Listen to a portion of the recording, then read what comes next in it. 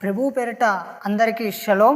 నేను నా చిన్నతనములోనే ఎవరు చెడిపోనంతగా దారుణముగా చెడిపోయినాను. నా కళ్ళను, నా తలంపులను, నా శరీరాన్ని పూర్తిగా పాడు చేసుకునేవాణ్ణి. నా ఆలోచనలు, నా కోరికలు చాలా చెడ్డగా ఉండేవి. నేను ఏ స్త్రీని చూసినా వాళ్ళతో పాపం చేయాలని నా మనసు ఆరాటపడేది. నన్ను బీటెక్ చదివించడానికి మా తల్లిదండ్రులు కాలేజీలో జాయిన్ చేశారు.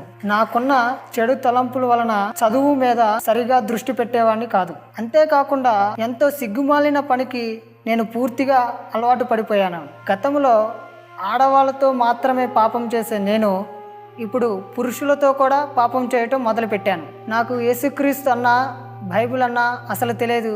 దేవుడు అంటే అసలు భయమే లేదు. అలా ఎంతో క్రూరమైన మానవ మృగంలాగా జీవించేవాడిని. పురుషులతో పురుషులు పాపము చేయటం తప్పని తెలుసు కూడా దాంట్లోనే ఆనందము పొందుతూ దానికే పూర్తిగా అలవాటు పడిపోయాను.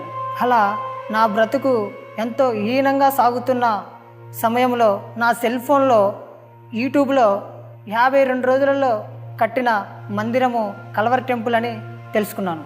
అలా తెలుసుకొని ఒక ఆదివారం మందిరానికి వచ్చినాను. నేను ఇప్పుడు దాకా బ్రతుకుతున్న నా పాపిష్టి జీవితాన్ని ఆ రోజు దేవుడు వాక్యం ద్వారా బయటపెట్టాడు.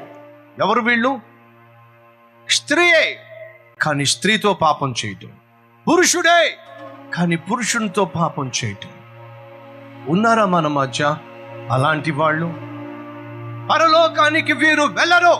ఎవరు? నీచమైన ప్రవృత్తి. పురుషులు పెళ్లి చేసుకుంటున్నారు, స్త్రీలు పెళ్లి చేసుకుంటున్నారు. ఏమిటిది? పోయే కాలం. వీళ్ళు పరలోకానికి వెళ్ళరు. ఉన్నారా మన మధ్య? నువ్వు స్త్రీ అయినప్పటికీ స్త్రీ పట్లే కోరిక, నువ్వు పురుషుడు అయినప్పటికీ పురుషుని పట్లే నీకు కోరిక. ఏమిటిది? పోయే కాలం. ఈరోజు అటువంటి స్థితిలో నువ్వు జీవిస్తున్నట్లయితే ప్రభు పేరట మనవి చేస్తున్నా, నీ జీవితాన్ని మార్చుకో. ఆ వాక్యం విన్నాక నేను ఇంత దిగజారి జీవిస్తున్నానా అని నాకు అనిపించింది.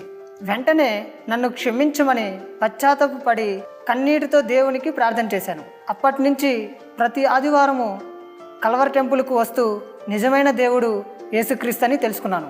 నేను బ్రతుకుతున్న ఆ పాపిష్టి బ్రతుకును పూర్తిగా విడిచిపెట్టాను. నేను యవ్వన కాలంలో దేవునిలో ఎలా పరిశుద్ధంగా జీవించాలో అయ్యగారు చెప్పే వాక్యాలు వింటూ నన్ను నేను సరిదిద్దుకున్నాను. నేను యేసుక్రీస్తును తెలుసుకున్నానని, బాప్తీసము తీసుకున్నానని మా పేరెంట్స్, మా బంధువులు అందరూ ఇంట్లో నుంచి నన్ను వెలివేశారు. నేను హాస్టల్లో ఉంటూ నా చదువుని కొనసాగిస్తూ దేవుడితో ఎక్కువ సమయాన్ని గడిపేవాడిని. అలా జీవిస్తూ నా కళ్ళని, నా తలంపులని, నా శరీరాన్ని అదుపులో పెట్టుకున్నాను. నాకిప్పుడు ఏ స్త్రీ కనపడ్డ సహోదరి భావముతో చూస్తున్నాను. నేను కల్వరి టెంపుల్లో సాక్ష్యాలు చూసినప్పుడల్లా దేవుని సువార్త కొరకు ఎంతోమంది పేదవారు తమ త్యాగపూరితమైన అర్పణలు అర్పించడం నేను చూశాను. నేను కూడా నా బ్రతుకును సరిదిద్దిన నా దేవుణ్ణి అందరికీ పరిచయం చేయాలని ఒక పక్క చదువుకుంటూ మరి ఒక పక్క పార్ట్ టైం జాబ్ చేస్తూ నా దేవుని సువార్తను కల్వరి స్వరం ద్వారా 2 సార్లు బలపరిచాను. నేను దేవుడి సువార్తను అందించాక నా దేవుడు ఊహించని మేలు నాకు చేశాడు. గతంలో నన్ను వెలివేసిన మా బంధువులు, తల్లిదండ్రులు తమ తప్పులు తెలుసుకొని తిరిగి కుటుంబంలోనికి నన్ను ఆహ్వానించారు. ఇన్నాళ్ళు అయిన వారికి దూరంగా బతుకుతున్నానని నా బాధను తీసివేసి మమ్మల్ని ఒకటిగా చేశాడు. కోతంతో విస్తారముగుంది, కోసేవారు తక్కువగా ఉన్నారు అని దైవజనులు చెప్పినప్పుడు నా వంతు బాధ్యతగా సిఎస్ టీంలో జాయిన్ అయి దేవుని సేవలో పాల్గొంటున్నాను. పరిశుద్ధమైన దేవుణ్ణి నేను తెలుసుకోకపోతుంటే ఇంత పరిశుద్ధమైన జీవితాన్ని నేను పొందుకోలేకపోయేవాడిని. విలువైన వాక్యాన్ని అందించి నా బ్రతుకు విలువేమిటో తెలియజేసిన సతీసాయి గారికి నిండు వందనాలు.